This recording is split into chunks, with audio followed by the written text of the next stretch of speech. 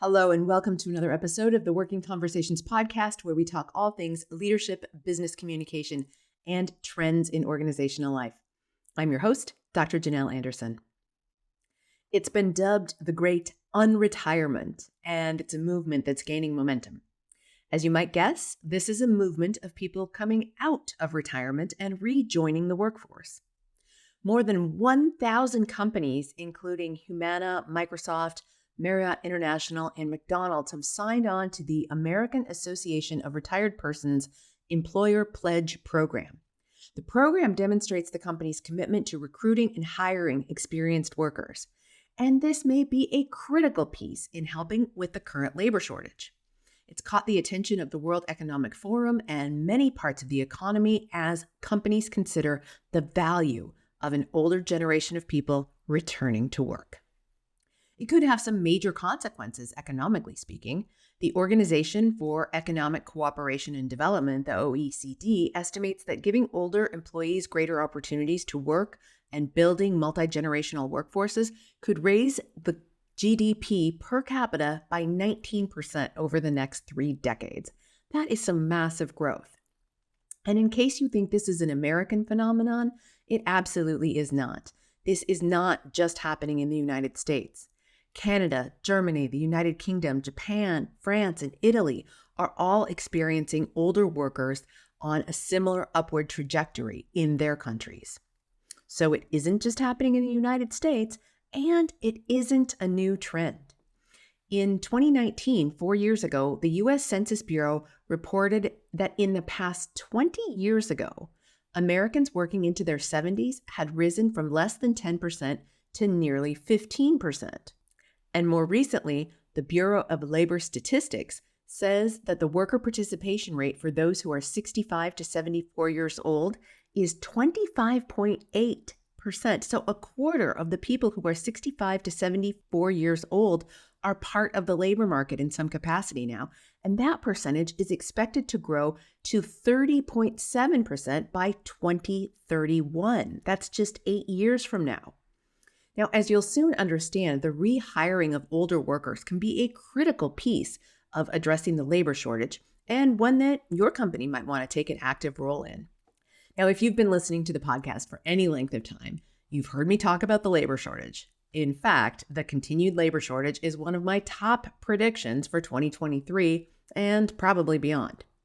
From lower birth rates to younger people taking longer to finish their education to a plethora of other reasons, the tight labor market is here to stay for the foreseeable future. And that means we need more workers than ever. Now, not every retiree is going to come out of retirement and jump at the chance to be your new coworker. But it is important to note that the idealistic vision of retirement being a permanent vacation is hardly realistic. And so the decision for someone to come out of retirement and return to work can be influenced by a variety of reasons: personal reasons, financial reasons, and lifestyle factors. So let's cover a few of the top reasons why older individuals may choose to re-enter the workforce. The first and perhaps most obvious one is financial security. One of the primary motivators for older individuals to return to work is financial stability. Retirement savings have taken a big hit for some, and when you combine that with the recent high inflation, well, it all adds up to a rising cost of living. And in addition, there are healthcare expenses and unexpected financial setbacks that can have an economic negative impact on older adults. Working part-time or in a flexible role can provide additional income to support their retirement lifestyle and ease financial concerns. And that could be full-time or part-time. A second reason is social engagement. Work often provides a sense of purpose and social interaction, and many retirees miss the camaraderie of the workplace. They miss the daily routines, and they miss feeling part of a team. So returning to work can help combat feelings of isolation and loneliness that some retirees experience. A third reason is for mental stimulation. People are generally living longer and staying healthy longer, and that means that they may still have a sharp mind that they want to keep sharp. Staying mentally active is essential for cognitive health, and work can provide that intellectual challenge. It can provide problem-solving opportunities and continuous opportunities for learning and training. all of which contribute to a mental stimulation and cognitive well-being. The fourth reason is passion and interests. Retirees often have passions or interests that they didn't have time to pursue during their working years, or they're interested in a different field that's maybe adjacent to the field that they used to work in, or perhaps different altogether. So returning to work in a different field or as a consultant in their area of expertise allows them to follow their passions while still earning some income. The American Association of Retired Persons, AARP, in a recent study shows that 94% of returning retirees are looking to grow their skills and learn new things on the job. So they're hoping for opportunities for training, whether that's on-the-job training or more traditional training. And related to this idea is the desire to contribute. Many older individuals want to continue contributing to society and to their communities, and returning to work allows them to share their knowledge, share their skills and their experience with others, whether that's through mentoring, consulting, volunteering, a part-time job, or a full-time role. I must also add, though, it's important to acknowledge that the decision to return to work in retirement is highly individualized. What motivates one person may not apply to another. And additionally, the availability of job opportunities, workplace flexibility, and the individual's skills and health also play a significant role in their decision whether or not to come back to work. For some, returning to work is a choice that enhances their retirement experience, and while for others, it may be needed for financial security. Now, if you happened to see Robert De Niro and Anne Hathaway in the film The Intern, in which Anne Hathaway benefits tremendously being under the indirect tutelage of De Niro, who actually plays a 70-year-old widower who is bored in retirement and in widowerdom, if that's a word, and he takes a role as an intern for Hathaway, the leader of an online fashion website. In a very predictable role reversal, Hathaway learns far more from him, especially about work-life balance and making her life work. And to be fair, De Niro's character also learns some new skills on the job, including technical skills and skills about the fashion industry. Of course, hilarity and life lessons commingle, and the film ends fairly predictably, spoiler alert, with Hathaway's character pulling her family back together because it was a total mess because she was working way too much. So she learns some valuable life lessons from De Niro, and he learns a few things from her as the unconventional senior citizen intern. But it isn't just happening in the movies. In the real world, we have some examples as well. Deloitte being one of the top.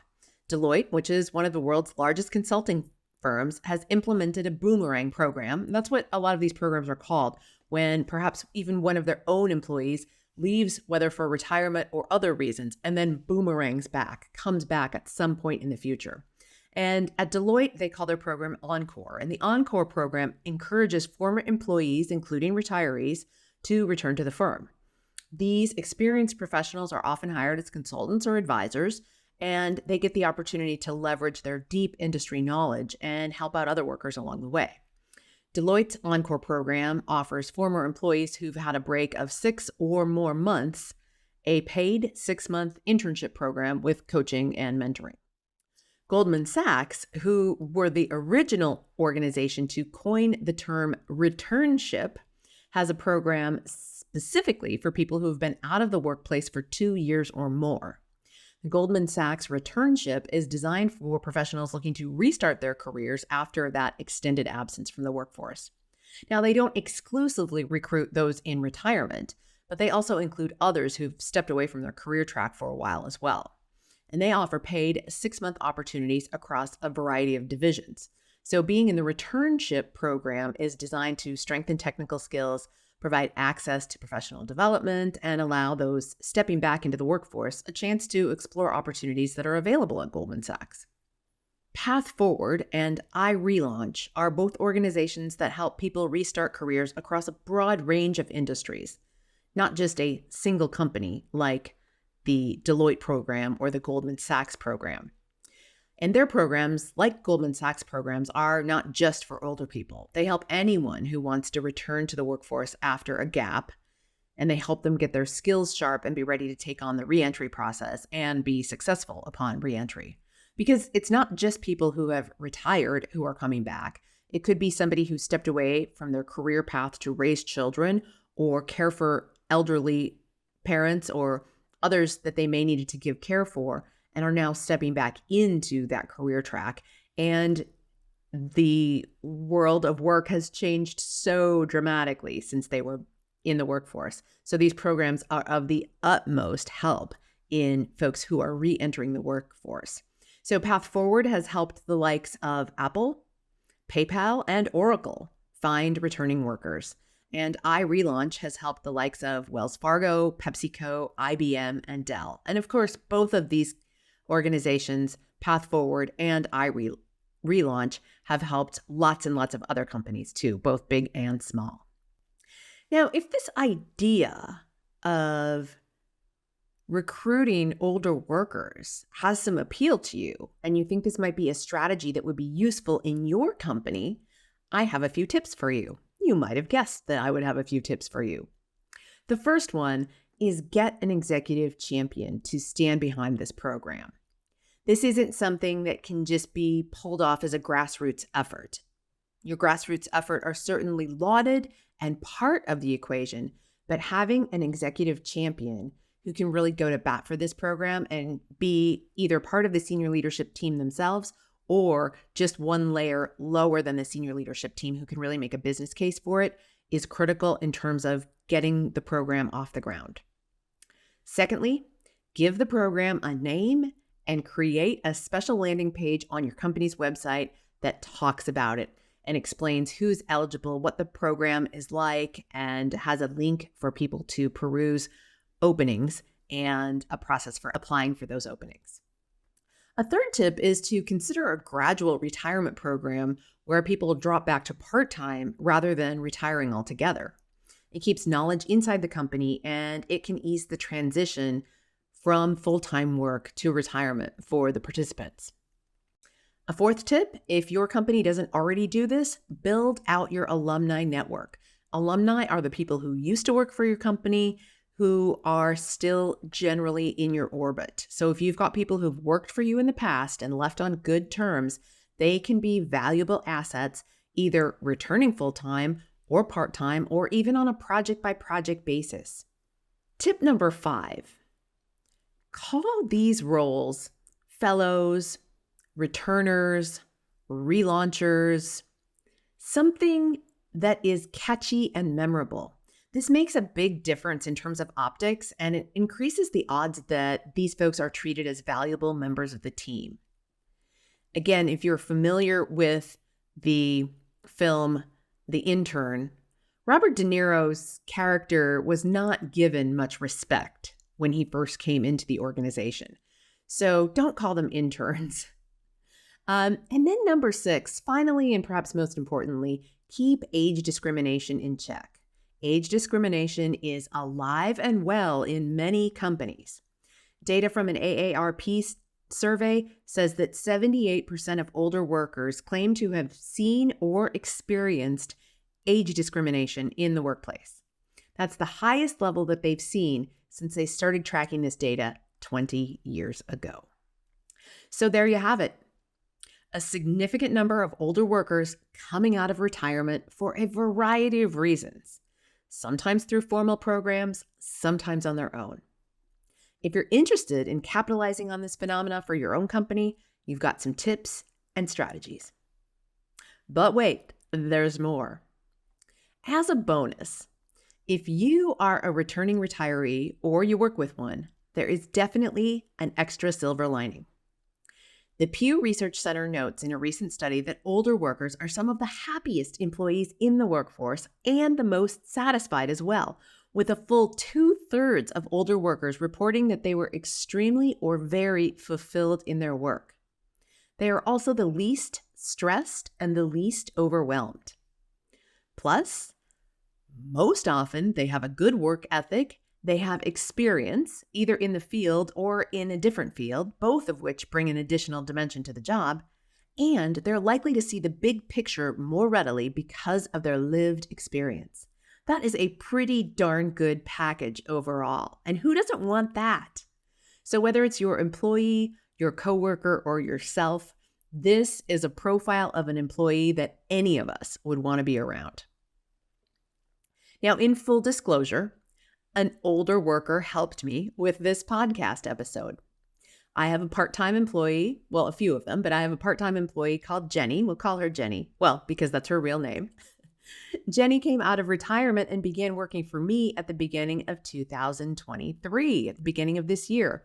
She embodies all the benefits that I just described. She embodies those to me and my company, and I am delighted to have her on board.